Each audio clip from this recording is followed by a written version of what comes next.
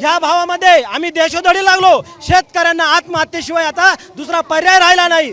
जर आत्महत्या वाढलेल्या आहेत ते या शासनकर्त्यांच्या कर्दनकाळ धोरणामुळे हे पाप करत आहेत आणि हे पाप एका वेळेला फेडावं लागेल। शेतीमालाचा उत्पादन खर्च सुद्धा आम्हाला निघत नाही। आम्ही आता कर्जबाजारी झालो। एनडीसी बँकेसारख्याने आमच्या जमिनी जप्त करायच्या ठरल्या।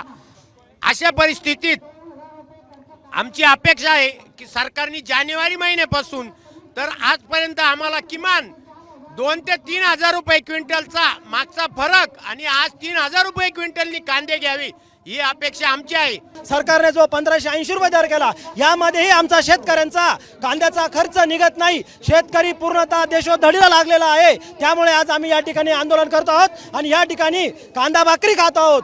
या भावामध्ये आम्ही देशोधडी लागलो। शेतकऱ्यांना आत्महत्येशिवाय आता दुसरा पर्याय राहिला नाही। या स्मिताने आम्ही तुम्हाला सांगू इच्छितो, आज आम्हाला जगावं की मरावं ही परिस्थिती शासनकर्त्यांच्या दरसोडवृत्तीच्या निर्यातीमुळे झालेली आहे।